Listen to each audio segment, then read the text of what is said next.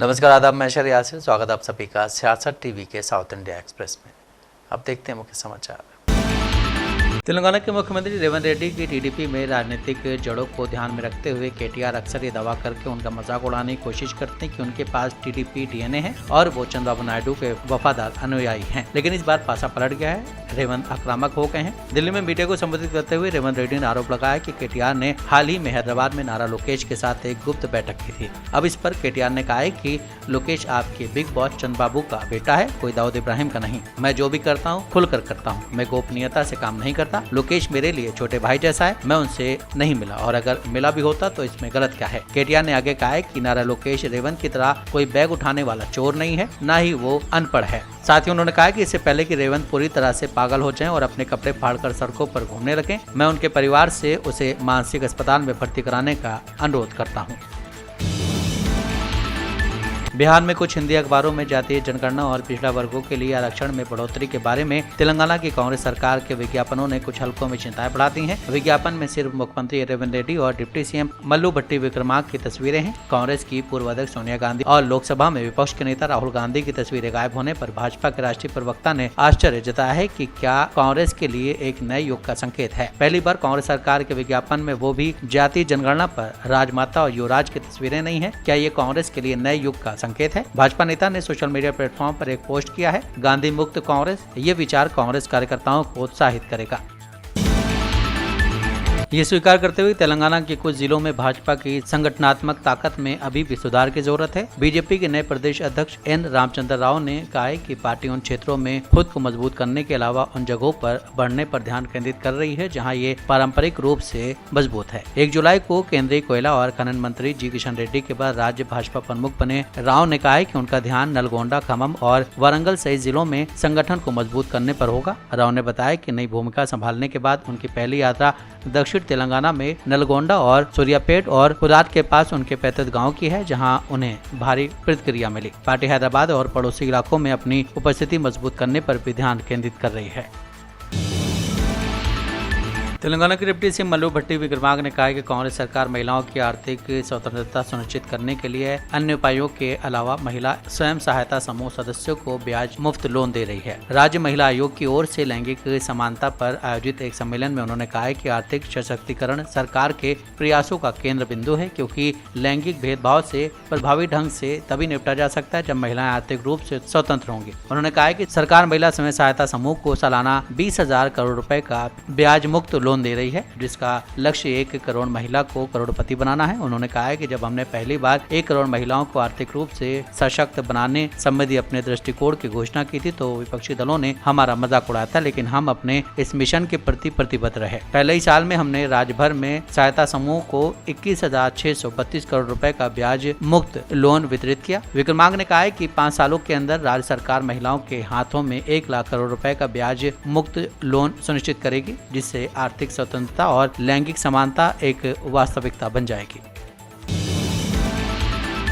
आंध्र प्रदेश के deputy CM पवन कल्याण ने 2047 और विकासशील भारत 2047 के लिए अपने राजनीतिक उद्देश्यों पर जोर देते हुए तेजी से विकास के लिए राज्य की प्रतिबद्धता को रेखांकित किया है। उन्होंने इस परिवर्तनकारी यात्रा के लिए प्रधानमंत्री नरेंद्र मोदी और आंध्र प्रदेश के मुख्यमंत्री चंद्रबाबू नायडू के नेतृत्व को महत्वपूर्ण बताया। पवन कल्याण ने आश्वासन दिया है कि आंध्र प्रदेश विकासशील भारत 2047 के राष्ट्रीय दृष्टिकोण में एक महत्वपूर्ण भूमिका निभाने के लिए तैयार है। पवन कल्याण ने जोर देकर कहा है कि राज्य सभी क्षेत्रों में मजबूती से आगे बढ़ने के लिए प्रतिबद्ध है। स्वरचंद्र की आकांक्षा इसकी प्रगति का मार्गदर्शक करेगी। पवन कल्याण ने आने वाले सालों में द्विपक्षीय संबंधों के मजबूत होने की आशा व्यक्त करते हुए सिंगापुर के नेताओं के प्रति आभार व्यक्त किया।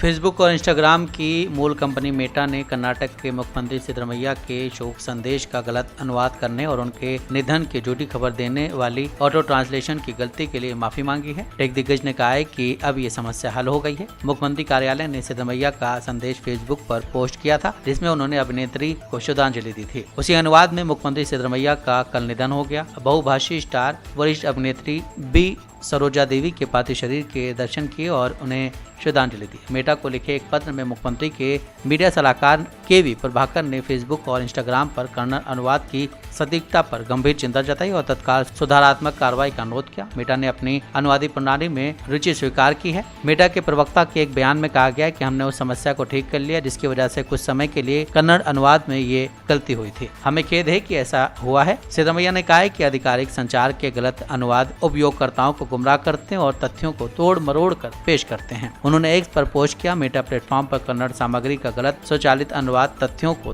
तोड़ मरोड़ कर पेश कर रहा है और उपयोगकर्ताओं को गुमराह कर रहा है। आधिकारिक संचार के मामले में ये विशेष रूप से खतरनाक है। मेरे मीडिया सलाहकार ने मेटा को औपचारिक रूप से पत्र लिखकर तत्काल सुधार का आग्रह किया है। कांग्रेस सांसद और लोकसभा में नेता प्रतिपक्ष राहुल गांधी ने आज कहा है कि मैं आरएसएस और सीपीआईएम से वैचारिक रूप से लड़ता हूं और मैं उनसे विचारों के दायरे में लड़ता हूं। मेरी उनसे सबसे बड़ी शिकायत ये है कि उनके मन में लोगों के लिए भावना नहीं है। आप कुछ भी भाषण दे सकते हैं, अगर आप लोगों के लिए महसूस नहीं करते हैं, आप लोगों से जुड़ने और गले मिलने के लिए तैयार नहीं है, तो आप नेता नहीं बन पाएंगे। अगर आप लोगों से जुड़ने के लिए तैयार हैं तो आप नेता बन सकते हैं। तो मेरी यही सबसे बड़ी शिकायत है कि अगर आप राजनीति में हैं तो आप महसूस करते हैं कि लोग क्या सोच रहे हैं और आप उनकी बात सुनते हैं। आज भारतीय राजनीति में ये त्रासदी है कि बहुत कम लोग ही वो महसूस करते हैं जो दूसरे लोग महसूस कर रहे हैं। तमिलनाडु के मुख्यमंत्री एम.के. स्टालिन ने आज कहा है कि 1967 में आज ही के दिन तमिलनाडु को अपनी पहचान मिली और ये तमिलों के इतिहास में एक अनोखा दिन है। स्टालिन ने राज्य का नाम रखने में डीएमके सरकार के प्रयासों को याद करते हुए कहा कि 18 जुलाई 1967 को डीएमके के सत्ता में आने के बाद इस भूमि की पहचान बदल गई। उन्होंने सोशल मीडिया प्लेटफॉर्म एक्स पर एक पोस्ट में कहा कि तमिलनाडु दिवस तमिल समुदाय के इतिहास में एक अनोखा दिन है। वो दिन जब हमें आधिकारिक तौर पर अपना असली नाम तमिलनाडु मिला। एक सपना जो हम वर्षों से अपने दिलों में संजोए हुए थे, एक सपना सच हुआ। डीएमके अध्यक्ष एवं मुख्यमंत्री ने अपने पोस्ट में कहा है कि यही वो दिन था जब महान नेता सीएन अन्नादुरई ने राज्य का नामकरण किया और राज्य विधानसभा में 3 बार तमिलनाडु नाम दोहराया। फिर चारों ओर ये आवाज गूंजी। विपक्ष के नेता और कांग्रेस सांसद राहुल गांधी ने कोट्टयम के पुथुपल्ली स्थित चर्च में आयोजित स्मृति संगम में दिवंगत कांग्रेस नेता और केरल के पूर्व मुख्यमंत्री उमान चांडी को भावभीनी श्रद्धांजलि अर्पित की। पार्टी नेता और समर्थकों और स्थानीय लोगों ने चांडी की समाधि पर पुष्पांजलि अर्पित की और स्वर्गीय नेता की विरासत को नमन किया। चांडी को जन कल्याण और सेवा के प्रति समर्पित नेता बताते हुए राहुल गांधी ने उनकी विनम्रता और ईमानदारी की सराहना की। राहुल गांधी ने अपने संबोधन में कहा है कि आप सोच रहे होंगे कि मैं यहाँ क्यों आया हूँ और आपसे राजनीति और भावनाओं के बारे में क्यों बात कर रहा हूं, क्योंकि मेरे 21 साल के राजनीतिक जीवन में भावनाओं की राजनीति के महारथियों में से एक उमान चांडी जी थे। मैंने उन्हें सचमुच देखा है और शायद केरल में बहुत से लोग इसे समझ नहीं पाएंगे। राहुल गांधी ने उनको याद करते हुए कहा है कि मुझे याद है भारत जोड़ो यात्रा के दौरान सभी ने कहा था, यहाँ तक कि डॉक्टरों ने भी मुझे बताया था कि चांडी जी यात्रा में चल नहीं सकते और जब मैं उन्हें बताने गया तो वो लंबी यात्रा नहीं कर सकते हैं तो उन्होंने पीछे हटने से इनकार कर दिया। उन्होंने कहा है कि वो चलेंगे, फिर मुझे उन्हें थोड़ी ही चलने के लिए मजबूर करना पड़ा। हमें उन्हें जबरदस्ती कार में बिठाना पड़ा। साउथ इंडिया एक्सप्रेस यहीं समाप्त होता है। मुझे दें इजाजत। बाकी खबरों के लिए आप बने रहें सियासत टीवी के साथ।